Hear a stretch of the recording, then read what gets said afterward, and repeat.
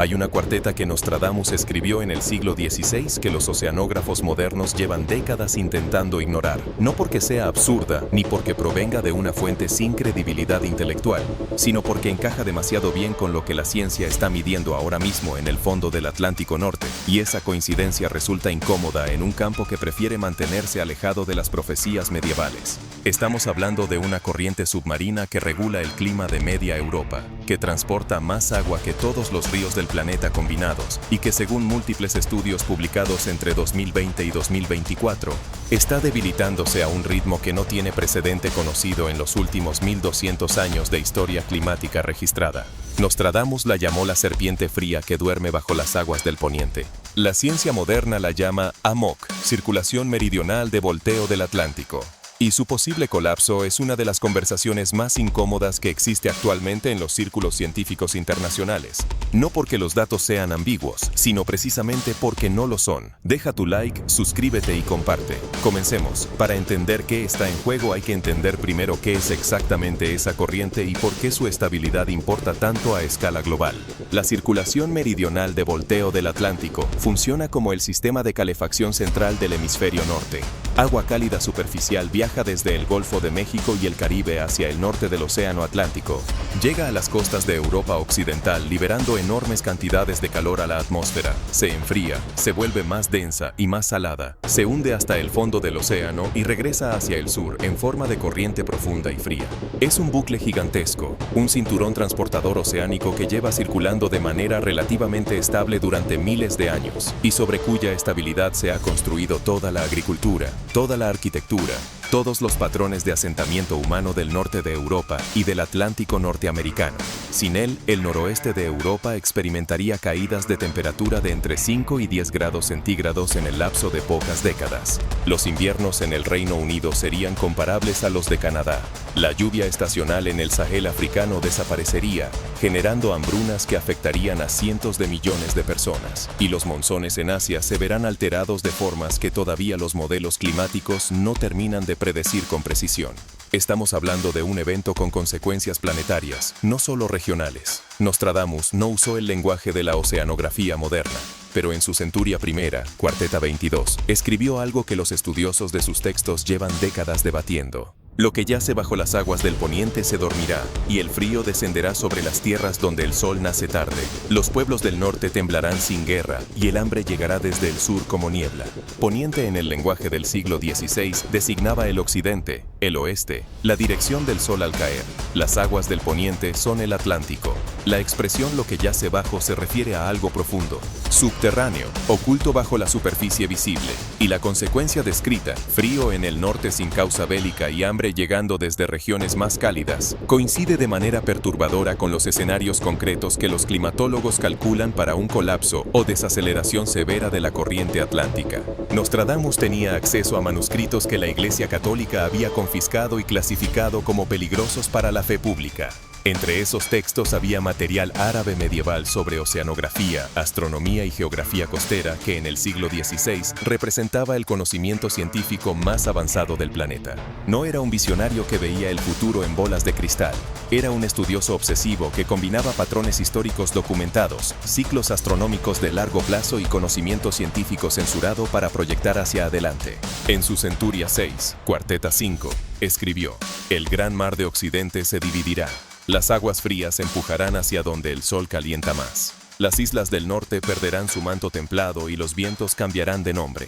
Las islas del norte con manto templado son exactamente lo que Irlanda, el Reino Unido, Islandia y Escandinavia representan en el mapa climático actual. Territorios que deberían ser glacialmente fríos dada su latitud geográfica, pero que gracias a la AMOC disfrutan de un clima significativamente más suave que otras regiones en la misma posición del globo. Los datos científicos actuales son, para decirlo con honestidad directa, bastante perturbadores. Un estudio publicado en la revista Nature en 2022, firmado por investigadores de la Universidad de Copenhague, analizó 300 años de datos de temperatura del Atlántico Norte y llegó a la conclusión de que la AMOC podría acercarse a un punto de inflexión crítico, un umbral después del cual el sistema no se recuperaría solo aunque desaparecieran todos los factores que lo están desestabilizando. Otro estudio del Instituto Potsdam de Investigación sobre el Impacto Climático, publicado en 2023, 2023, estimó que el colapso podría producirse en algún momento entre 2025 y 2095. Eso no es el año 2500. Eso es dentro de la vida activa de personas que hoy tienen menos de 50 años y que están tomando decisiones sobre hipotecas, sobre dónde vivir, sobre en qué industria trabajar. Lo que está debilitando la corriente es bien conocido científicamente y al mismo tiempo inquietantemente difícil de detener con los mecanismos de gobernanza global disponibles. El deshielo acelerado de la capa de hielo de Groenlandia está liberando cantidades masivas de agua dulce fría directamente en el Atlántico Norte. Esa agua dulce es menos densa que el agua oceánica salada. No se hunde cuando llega a la superficie y, por lo tanto, no activa el mecanismo de hundimiento que es el motor esencial del cinturón transportador. Es como echarle agua sin sal a un motor que necesita salmuera para funcionar. El fluido está ahí en abundancia, pero ya no hace lo que tiene que hacer. Solo en 2022, la capa de hielo de Groenlandia perdió aproximadamente 377 gigatoneladas de masa. Un gigatón equivale a 1.000 millones de toneladas métricas. Son números que el cerebro humano no procesa de manera intuitiva, pero cuyas consecuencias oceanográficas se pueden medir con precisión en los registros de temperatura y salinidad del Atlántico Norte. La pregunta que más incomoda en los círculos científicos no es si la AMOC se está debilitando, porque eso ya está documentado con mediciones directas desde 2004 cuando se instaló el sistema de observación RAPID en el Atlántico. La pregunta incómoda es si ya superamos el punto de no retorno sin saberlo, sin que nadie hubiera activado ninguna alarma visible, sin que ningún evento dramático señalara el momento exacto del cruce. Los sistemas climáticos tienen lo que los físicos llaman histéresis. Cambian lentamente durante décadas acumulando tensión interna y luego colapsan de manera abrupta y casi instantánea en términos geológicos. Como una presa que aguanta la presión del agua durante años, muestra pequeñas grietas que los ingenieros registran con preocupación creciente y luego un día falla en pocas horas sin que ninguna grieta individual pareciera suficiente para causar la ruptura total. Nostradamus escribió sobre las consecuencias sociales y geopolíticas de este evento con una precisión que resulta incómoda de leer en retrospectiva. En la Centuria II, Cuarteta 48, los grandes del norte buscarán tierras del sur. El movimiento de pueblos será como ríos desbordados. Las ciudades costeras del poniente llorarán dos veces, primero por el frío y luego por el mar que sube. Migración masiva hacia el sur desde el norte de Europa. Inundaciones costeras en el Atlántico occidental. Ciudades que enfrentan dos amenazas simultáneas: el enfriamiento brusco del clima interior por el colapso de la corriente y el aumento del nivel del mar en las costas provocado precisamente por el deshielo que causó ese mismo colapso. Los modelos climáticos modernos proyectan exactamente esa combinación paradójica de enfriamiento continental y subida del mar para un escenario de colapso de la AMOC. Vale la pena hacer una pausa honesta aquí. Nostradamus escribió 4.700 cuartetas a lo largo de su vida.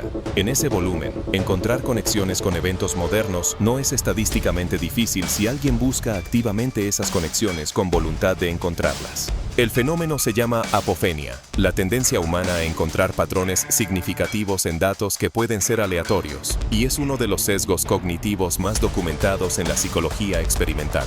Lo que hace que las cuartetas sobre el Atlántico sean diferentes no es que encajen con la AMOC, es que fueron señaladas específicamente por investigadores independientes antes de que los estudios más alarmantes sobre la corriente se publicaran masivamente, y lo que describían coincidía no solo con el resultado, sino con el mecanismo oceanográfico específico, que es el tipo de detalle que resulta prácticamente imposible acertar por casualidad.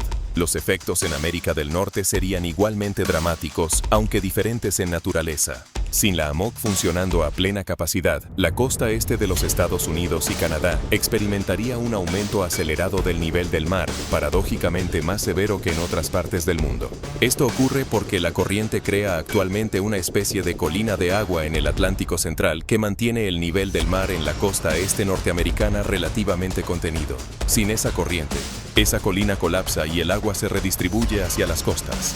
Boston, Nueva York, Miami, todas las grandes metrópolis costeras del Atlántico norteamericano enfrentarían una combinación de enfriamiento continental en el interior y subida del mar en las costas. Una pinza climática de doble amenaza simultánea para la que ninguna ciudad del mundo está actualmente preparada.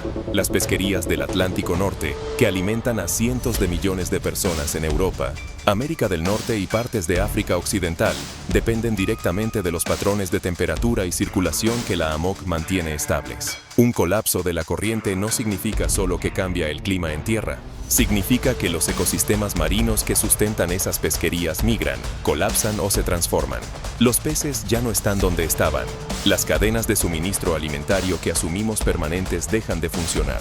El informe del Panel Intergubernamental de Cambio Climático de 2023 dedicó un capítulo completo a los riesgos de colapso de los sistemas de circulación oceánica, y sus conclusiones son considerablemente más alarmantes de lo que los titulares de prensa habitual sugieren. El escenario que más preocupa a los científicos no es el colapso total y abrupto, que sería catastrófico, pero al menos generaría señales claras con alguna anticipación. El escenario más temido es el colapso parcial y sostenido, una desaceleración progresiva que se extiende durante décadas, generando perturbaciones climáticas crecientes que los gobiernos intentan gestionar como problemas ordinarios, hasta que en algún momento el sistema cruza un umbral interno del que no hay retorno posible. El hervidor con temperatura regulada que sube de manera imperceptible hasta que de repente el agua hierve.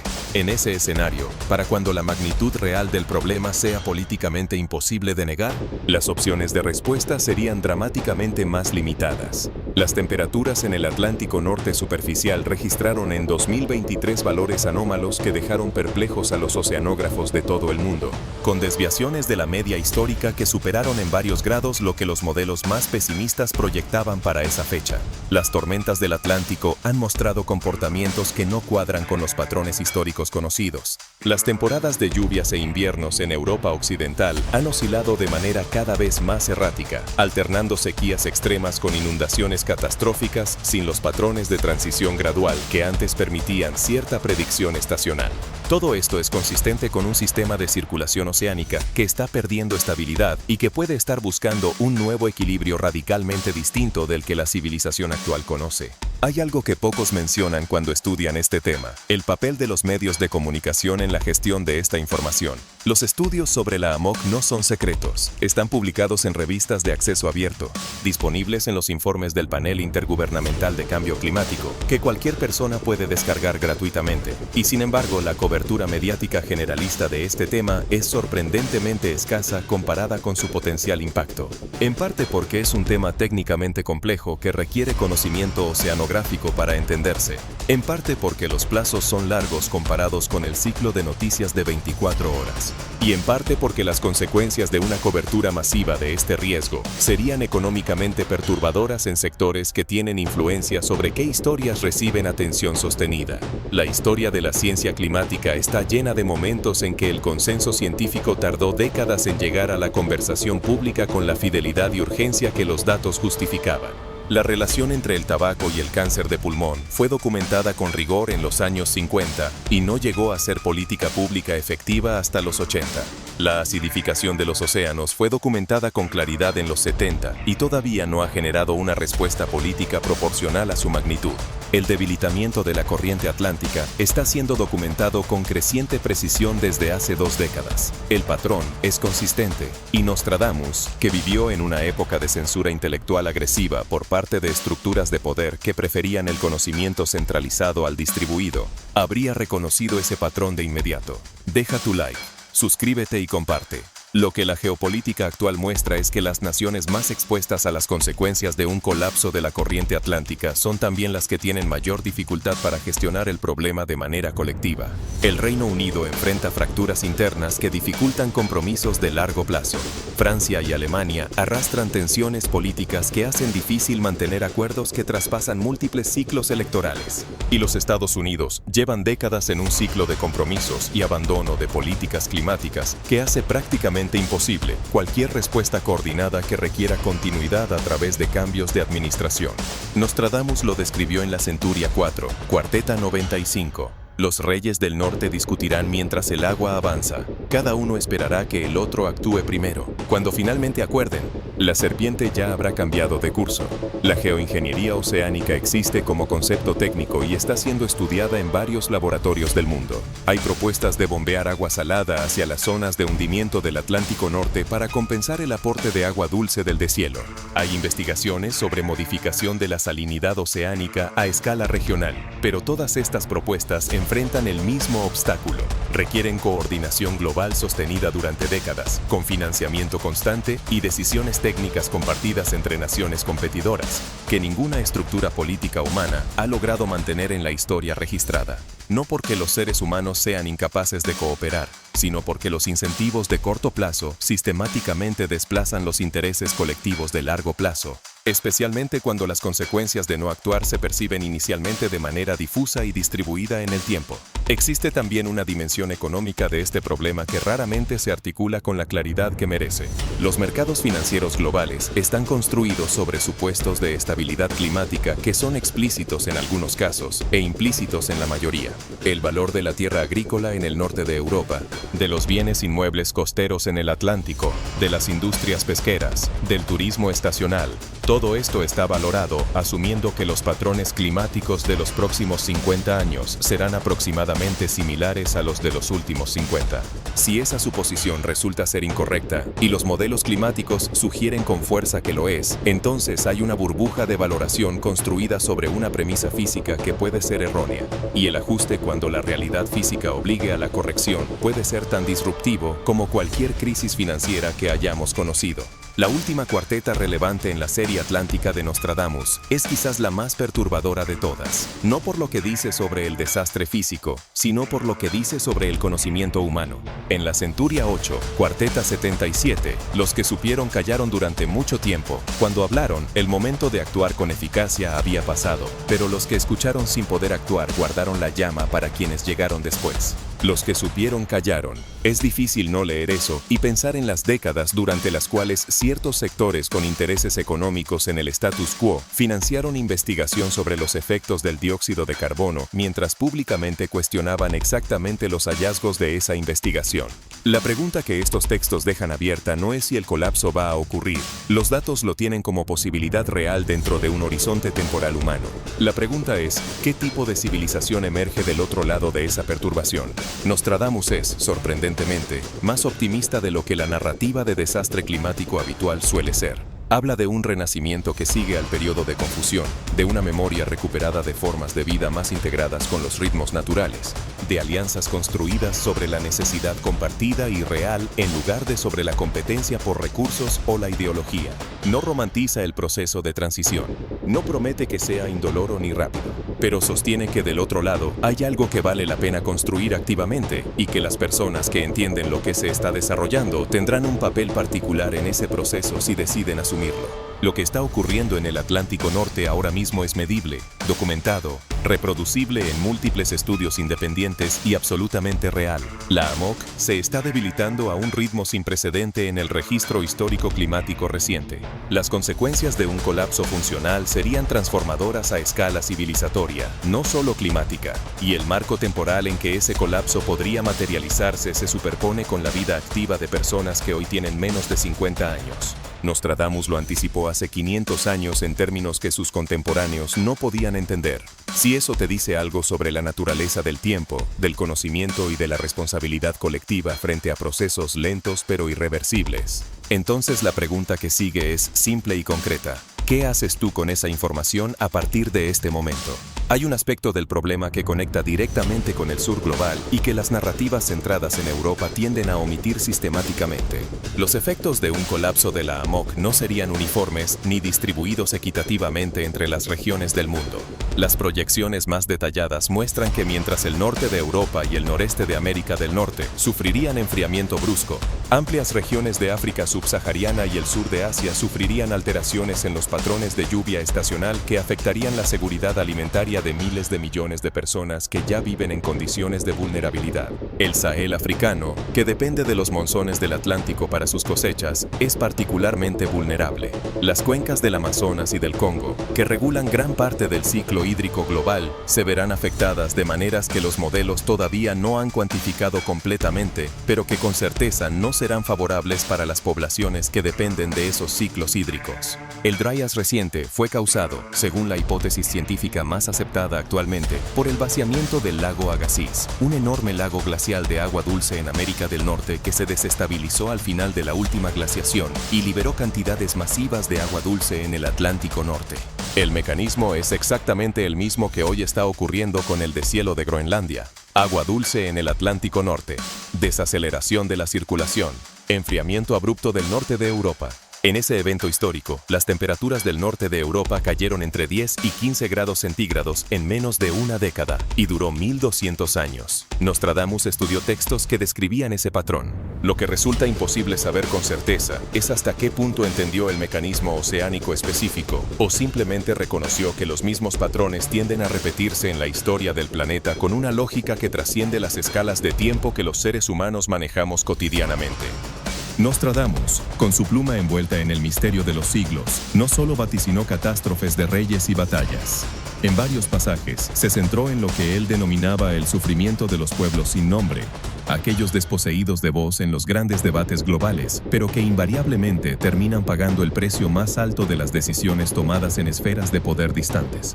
Esta observación, contenida en la Centuria 3, Cuarteta 72, resuena con una crudeza particular en nuestro tiempo. Las tierras del mediodía llorarán por lo que los grandes del norte sembraron. El hambre no distinguirá entre los inocentes y los culpables. Los ríos secos y los campos vacíos serán el testamento de los que miraron hacia otro lado. Originalmente, sus intérpretes medievales aplicaban esta cuarteta a los conflictos bélicos, a las invasiones y a los cercos que diezmaban las poblaciones civiles. Sin embargo, leída hoy, en el contexto del cambio climático acelerado y sus efectos dolorosamente desiguales entre las regiones ricas y pobres del planeta, esta profecía adquiere una resonancia diferente y considerablemente más incómoda. La injusticia inherente a la exposición a los efectos del colapso climático no es un simple detalle técnico, un ítem más en una lista de impactos. Es, de hecho, una de las dimensiones morales más profundas y lacerantes del problema.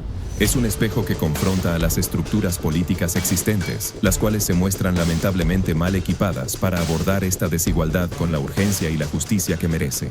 Los países del sur global, con una contribución histórica mínima a las emisiones que calientan el planeta, son precisamente los que experimentan primero y con mayor intensidad la sequía, la escasez de alimentos y el desplazamiento masivo, encarnando la tragedia de los pueblos sin nombre. La ciencia moderna, ajena a las visiones proféticas pero rigurosa en su método, ha profundizado en el estudio de un mecanismo fundamental para el clima global: la circulación de vuelco meridional del Atlántico, AMOC, conocida popularmente como la corriente del Golfo. La reconstrucción histórica del comportamiento de la AMOC ha mejorado dramáticamente en las últimas 2 décadas. Un logro monumental gracias al análisis meticuloso de sedimentos extraídos del fondo del Océano Atlántico. Estos sedimentos, que se acumulan capa sobre capa a lo largo de milenios, contienen registros biológicos y químicos detallados que actúan como huellas dactilares invaluables del estado de la corriente en distintos momentos del pasado geológico. El análisis de estas huellas ofrece una imagen de extrema preocupación. Los datos muestran que la AMOC ha estado en su estado más débil de los últimos 1200 años durante el periodo más reciente de registro instrumental. Más alarmante aún, el ritmo de debilitamiento actual no tiene análogos en ese periodo extendido. La historia geológica del planeta atestigua que la corriente ha estado débil antes, e incluso ha colapsado. Pero el punto crucial para los oceanógrafos no es si ha ocurrido antes, sino la velocidad y el contexto actual. Nunca había llegado a este nivel de debilidad tan rápidamente, ni se había debilitado desde un punto de partida de tan alta temperatura atmosférica global como el que vivimos hoy. Esta combinación letal de velocidad del cambio y contexto térmico es lo que dispara las alarmas de los oceanógrafos especializados en sistemas de circulación. La aceleración del derretimiento del hielo de Groenlandia inyecta agua dulce y fría en el Atlántico Norte, interrumpiendo el delicado mecanismo de la AMOC y empujándola peligrosamente hacia un punto de inflexión. En un viraje hacia la geopolítica del futuro, Nostradamus ofrece otra visión intrigante en la Centuria 9. Cuarteta 31. Los reinos del poniente se dividirán en 3. El hambre unirá lo que la política separó. Una nueva alianza nacerá del frío y la necesidad, y el mundo antiguo recordará cómo vivir sin abundancia. Esta profecía de una nueva alianza nacida del frío y la necesidad se alinea con los análisis más recientes de la geopolítica climática. El colapso de la AMOC se proyecta hoy como uno de los eventos con mayor potencial para rediseñar las alianzas internacionales. Un enfriamiento dramático en Europa y partes de Norteamérica, combinado con sequías en otras latitudes, podría forzar cooperaciones que hoy parecen imposibles entre naciones que se perciben como rivales irreconciliables. Este escenario también proyecta una desestabilización profunda de las democracias occidentales, sistemas que nunca han tenido que gestionar una crisis de escasez alimentaria masiva y escasez energética en tiempos de paz. El principio de la necesidad compartida como fundamento de cooperación no es un mero optimismo ingenuo. Es un patrón que las historias de las alianzas más sólidas de la historia humana confirman repetidamente. El colapso del sistema climático podría ser el último y más duro recordatorio de la interdependencia humana, reescribiendo el mapa de la cooperación y el conflicto global.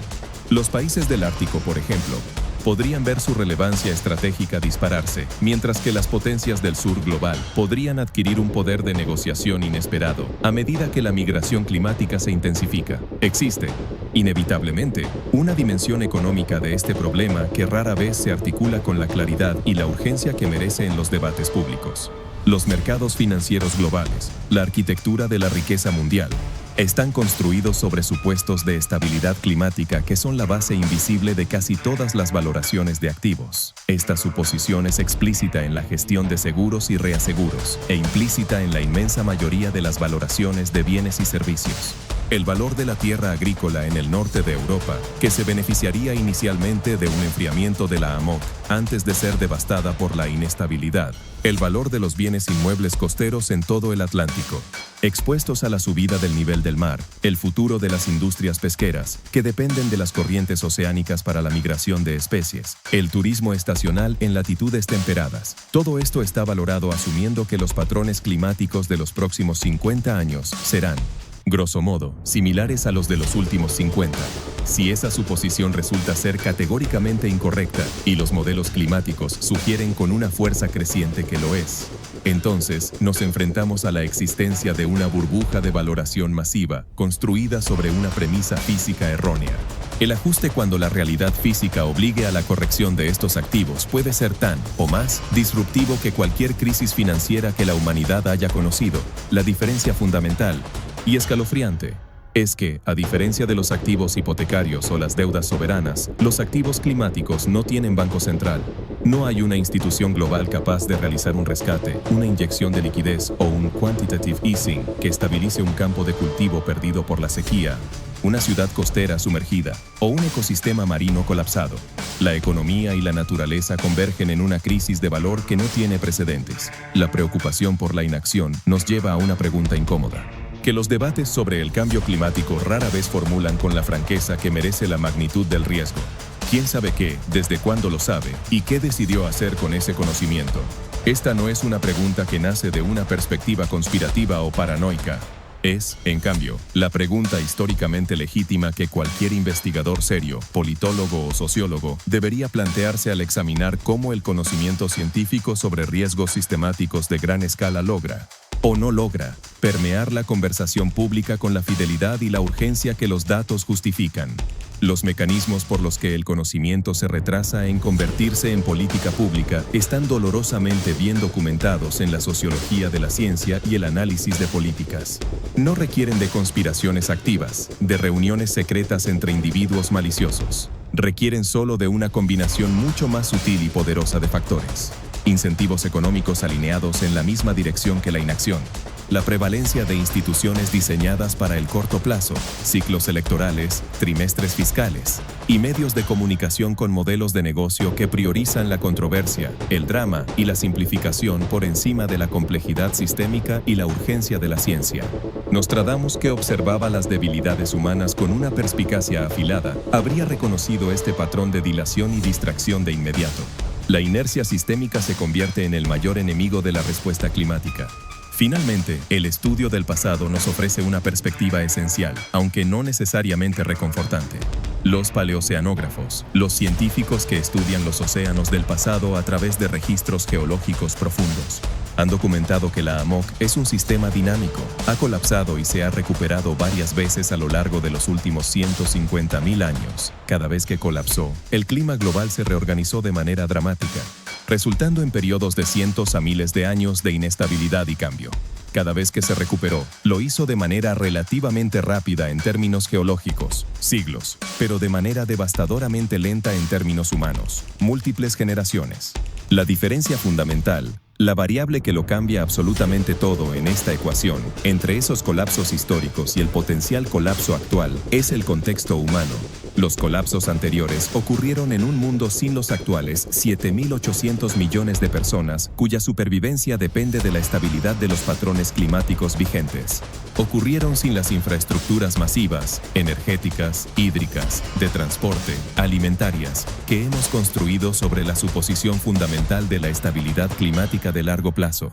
Y crucialmente, ocurrieron en un planeta sin la tecnología para intentar, siquiera, intervenir en el proceso, aunque nuestra capacidad de intervención resulte, en última instancia, insuficiente o contraproducente.